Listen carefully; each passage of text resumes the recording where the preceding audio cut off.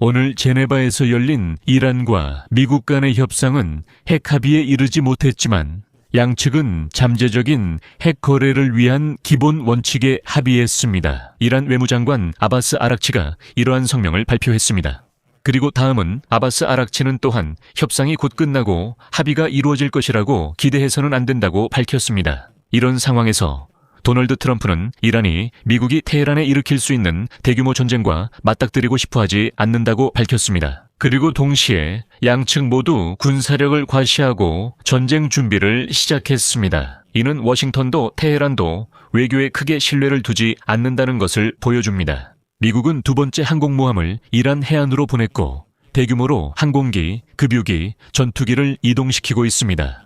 게다가 미국은 이 지역의 대공 및 미사일 방어 시스템을 계속해서 공급하고 있습니다. 지난 몇 주 동안 수십 대의 미국 군용 수송기가 미국에서 요르단, 바레인, 사우디아라비아로 장비를 운송했습니다. 이에 대응하여 오늘 이란은 미국이 이 지역의 군사력을 증강하는 가운데 이슬람 혁명 수비대 해군 훈련을 실시하면서 호르무즈 해협의 일부를 폐쇄했습니다. 그리고 오늘 이슬람 혁명 수비대가 봉쇄한 호르무즈 해협은 페르시아만과 오만만 사이에 위치해 있다는 점을 이해하는 것이 중요합니다. 그리고 이곳은 석유가 풍부한 페르시아만에서 전 세계로 원유를 수송할 수 있는 유일한 통로입니다. 이 해협의 북쪽은 이란이 통제하고 있기 때문에 양측 모두 전통적인 외교에서 노골적인 압박으로 전환했다고 말할 수 있습니다. 미국은 최대한 많은 군대를 집결시키고 있고 이란은 이 매우 중요한 석유 수송로에서 원유 운송을 차단할 수 있음을 보여주고 있습니다. 제 이름은 알렉세이 패치이고 함께 이 주제를 이야기해 봅시다. 하지만 시작하기 전에 이 채널을 구독해 주시고 좋아요를 눌러주시고 이 영상 아래에 댓글도 남겨주시고 꼭 제 텔레그램 채널 패치 뉴스도 구독해 주시기 바랍니다. 해당 채널의 링크는 이 영상 설명란에 있습니다. 그곳에서는 최신 소식을 실시간으로 전해드리고 있습니다. 자, 오늘 이란 외무장관 아바스 아락치는 미국과 이란이 잠재적인 핵 합의를 위한 기본 원칙에 합의했다고 밝혔습니다. 제네바에서 트럼프 대통령의 특사인 제러드 쿠슈너와 스티븐 비트코프와 3시간 동안 협상한 후 아락치는 협상 진행 상황에 대해 낙관적인 보고를 했습니다. 미국 측은 이 협상에 대해 언급하지 않기로 했습니다. 아락치는 이번 협상이 진지하고 건설적이며 긍정적이었다고 밝혔으며 이전 회의에 비해 상당한 진전이 있었다고 주장했습니다. 이제 양측은 더 명확한 행동 계획을 갖게 되었습니다. 이어서 그의 인용입니다. 다양한 아이디어가 제시되었고 진지하게 논의되었습니다. 결국 우리는 앞으로 나아가고 잠재적 합의문 초안 작업을 시작할 수 있는 여러 가지 기본 원칙에 대해 공동의 이해에 도달할 수 있었습니다. 이것이 우리가 빠르게 합의에 도달할 수 있다는 의미는 아니지만 적어도 길이 시작되었습니다. 잠깐 앞서 말씀드리자면, 조금 벗어나서 말씀드리자면 바로 이 길이 시작되었습니다. 이란은 이미 여러 번 그렇게 하고 있습니다. 조 바이든이 대통령이었던 4년 동안 미국은 이란과의 핵 합의를 부활시키려고 시도했지만 그 4년 내내 이란은 워싱턴을 속여왔습니다. 지금은 제 생각에 똑같은 일이 반복되고 있지만 한 가지 차이점이 있다면 미국인들이 필요하다면 강하게 타격할 수 있다는 것을 이미 보여줬다는 점입니다.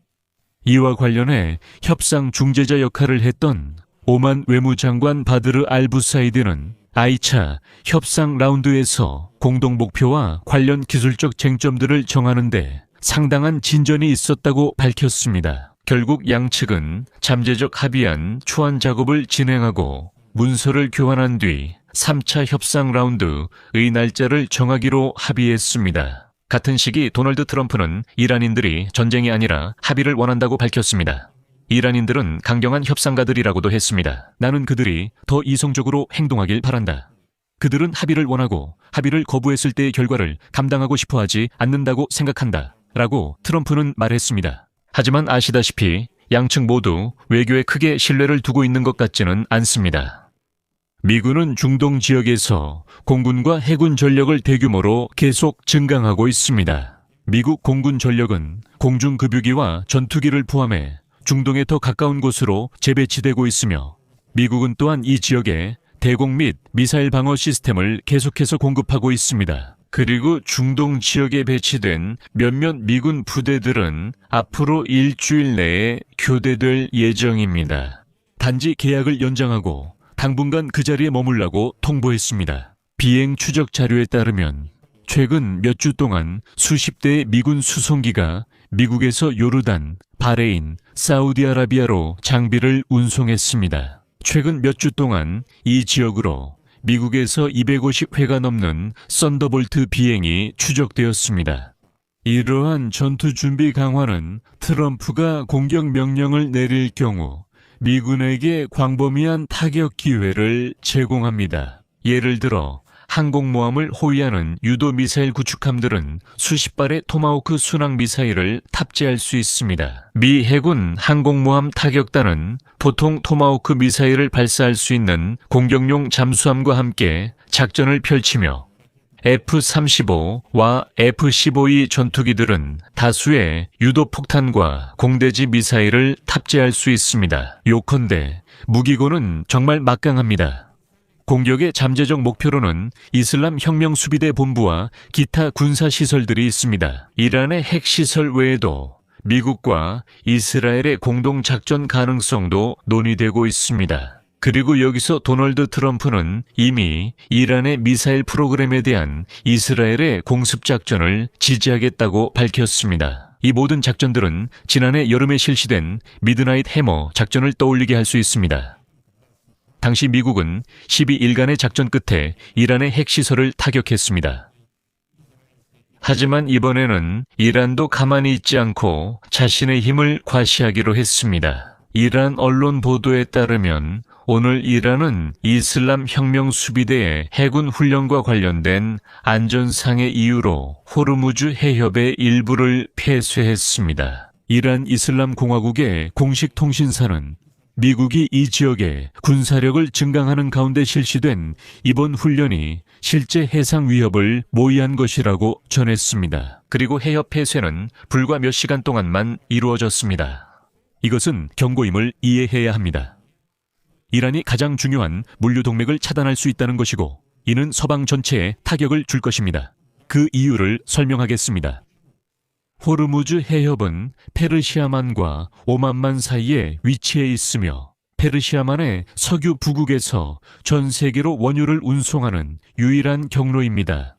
그 북쪽 부분은 이란이 통제하고 있으며 이란은 오늘 어떤 명분으로든 그 해협을 차단할 수 있음을 보여주었습니다. 하지만 이는 일종의 시위로 군사력을 준비하면 이 해협을 차단할 수 있다는 메시지를 전달한 것이었습니다. 그리고 미국 에너지 정보청에 따르면 이 해협을 통해 하루 약 2천만 배럴의 석유가 운송되며 이는 전 세계 하루 산유량의 5분의 1에 해당합니다. 그리고 이 해협은 매우 중요한 석유 수송의 병목 지점으로 불립니다. 이란 당국은 앞서 서방과의 긴장 관계로 인해 이 해협을 봉쇄하겠다고 위협한 바 있는데 만약 그렇게 된다면 전 세계 해운에 큰 혼란이 초래될 것입니다. 그리고 오늘 사실상 그런 봉쇄의 리허설이 벌어진 셈입니다.